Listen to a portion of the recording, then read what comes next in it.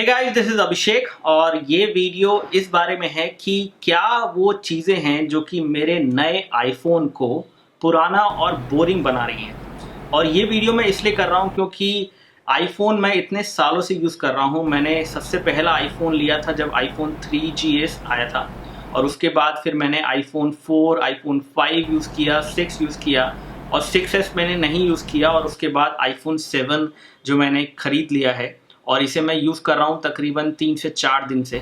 3 से 4 दिन से मैं इस फ़ोन को यूज़ कर रहा हूँ और मैं आपको बताना चाहता हूँ कि 7 वो ऐसी कौन सी कमियाँ हैं जो कि मेरे इस नए आईफोन को पुराना, बोरिंग और बेकार सा बना देती हैं।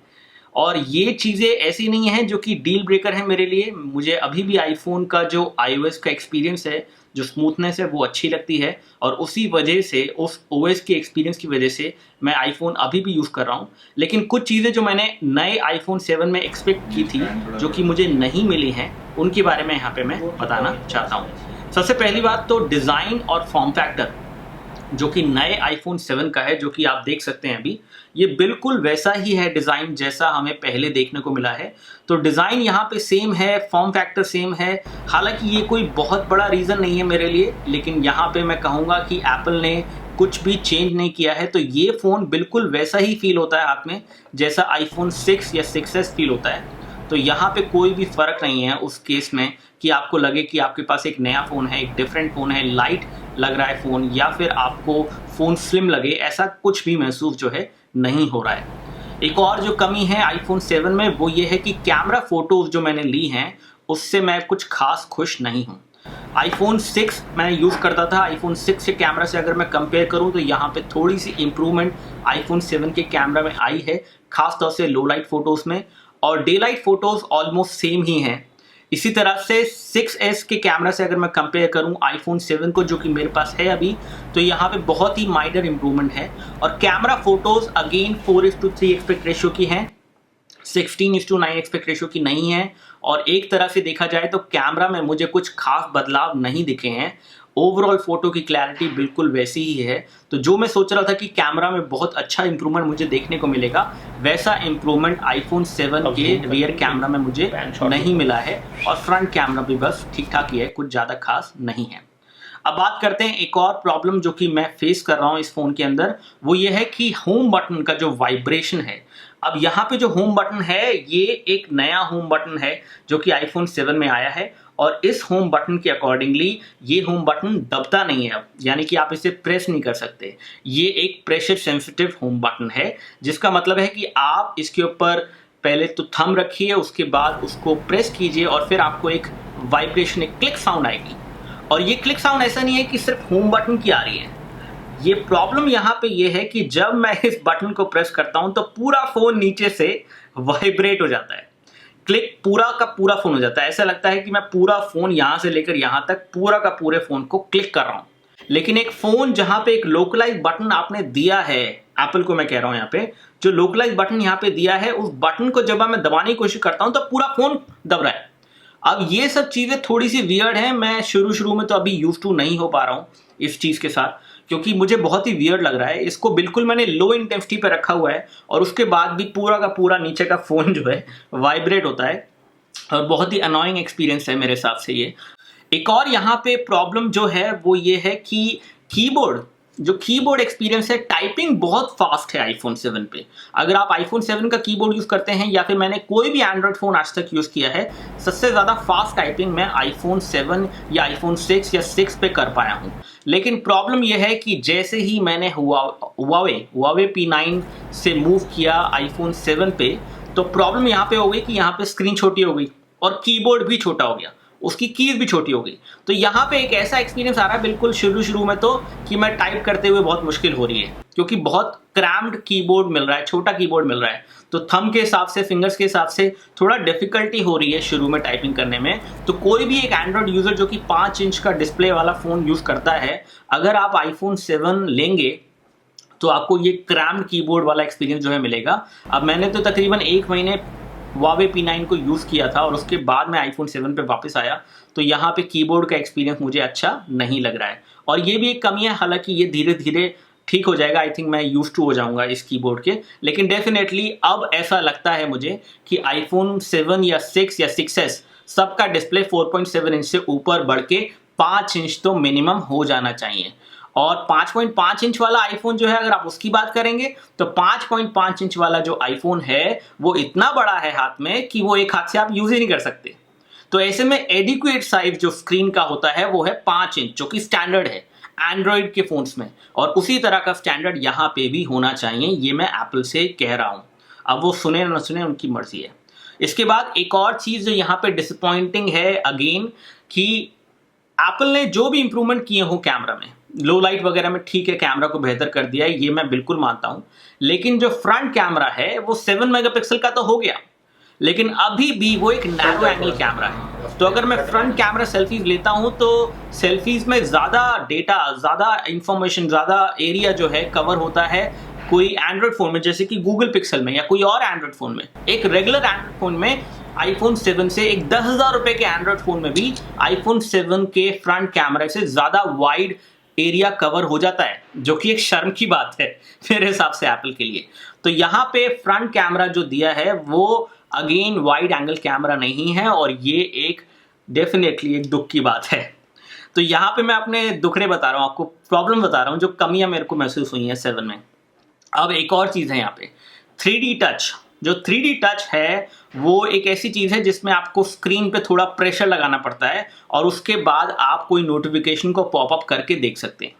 अब मुझे ये समझ में नहीं आता कि हर एक टेक्नोलॉजी जो कि एप्पल को इम्प्लीमेंट करना है उसमें वाइब्रेशन क्यों डालनी है। क्या आपका फ़ोन शांत रह के काम नहीं कर सकता?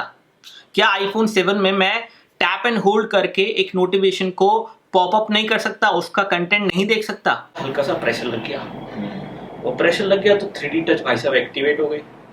अब परेशानी है कि I want to move this application but I can not. Every time I do this happens. So in order to move it I have to touch delicately. ये डेलिकेट टच है। ये मैं बिल्कुल कर सकता था आईफोन 6 में जब मैं यूज करता था, क्योंकि मेरे पास एक जेल ब्रोकन आईफोन था। इस तरह की ट्विक्स ऑलरेडी अवेलेबल है। लेकिन एप्पल तो मतलब इन सब चीज़ों को बिल्कुल सोचता ही नहीं है कि चीज़ों को ऐसे किया जाए कि वो नेचुरल लगे।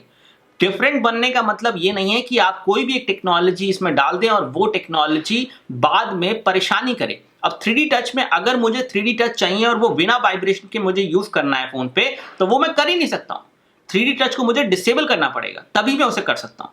तो 3D टच जो है वो एक ऐसी चीज़ है जो आपके फ़ोन को अगेन वाइब्रेशन मोड में ले आता है। आपको टैप एंड होल्ड करके प्रेशर भी लगाना पड़ता है और उसके बाद जाके जो है चीज़ें जो है चलती हैं। अब टच सेंसिटिव स्क्रीन देना ठीक है, लेकिन 3D टच मुझे तो समझ में नहीं आया है, खासतौर से कि उसमें वाइब्रेशन क्यों रिक्वायर्ड है। आप प्रेशर लगाइए स्क्रीन पे और कुछ एक्शन करवा दीजिए आइकन से, लेकिन उसमें वाइब्रेशन रिक्वायर क्यों है? और यही सेम चीज़ मैं कहूँगा कि गूगल पिक्सल में की गई है।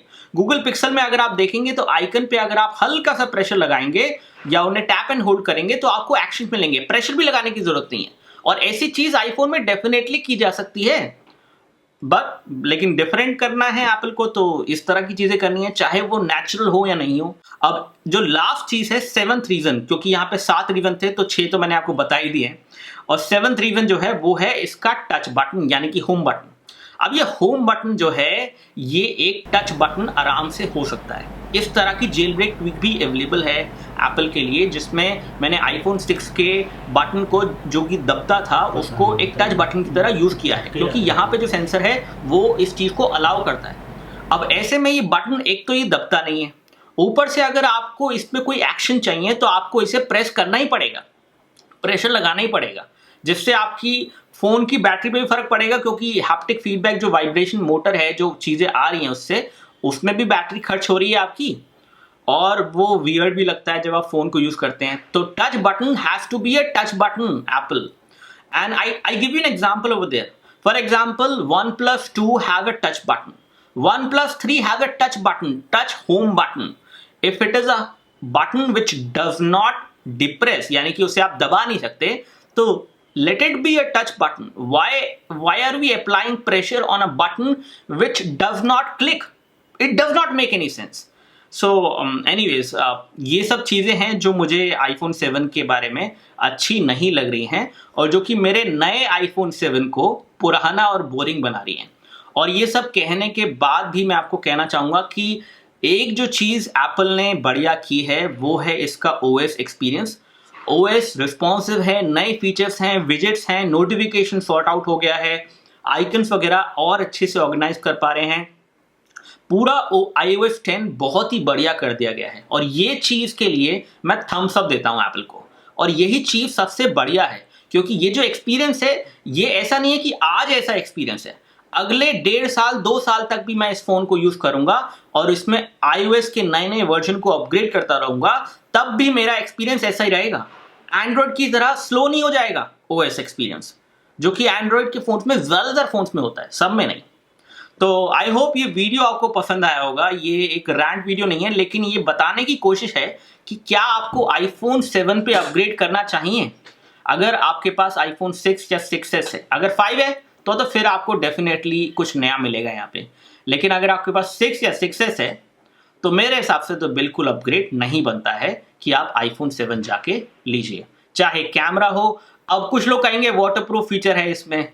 अरे सर, वाटरप्रूफ फ़ोन तो या वाटर रेजिस्टेंट तो आईफोन 6s भी हैं, वो भी पानी में डूबने के बाद ख़राब नहीं होते हैं, हालांकि आप उन्हें दबा के ना रखें पूरे टाइम। तो मुझे नहीं लगता कि फ़िलहाल वो फीचर यहाँ पे है। जो प्रॉब्लम्स हैं यहाँ पे वो जेन्युइन प्रॉब्लम्स हैं मेरी तरफ से, जो कि एक समय पे मैं एप्पल फैन बॉय होता था, लेकिन अब मेरा परसेप्शन जो है बिल्कुल चेंज हो गया है और मुझे लग रहा है कि एप्पल जो है कहीं ना कहीं एक गलत डायरेक्शन में जा रहा है, खासतौर से हार्डवेयर के मामले में, डिज़ाइन के मामले में, लुक एंड फील के मामले में, कैमरा के मामले में भी शायद। बट एनीवेज, फिलहाल इस वीडियो में इतना ही। बहुत बहुत शुक्रिया आपका इस वीडियो को देखने के लिए। अगर आपको वीडियो अच्छा लगा है तो लाइक बटन दबाइए, जो कि आपको वीडियो के नीचे मिलेगा। अगर आपको इस तरह के वीडियोस और देखने हैं तो सब्सक्राइब बटन दबाइए, वो भी आपको वीडियो के नीचे मिलेगा। बहुत बहुत शुक्रिया आपका इस वीडियो को देखने के लिए। जय हिंद, वंदे मातरम। फोन आ रहा है। Anyways, bye bye.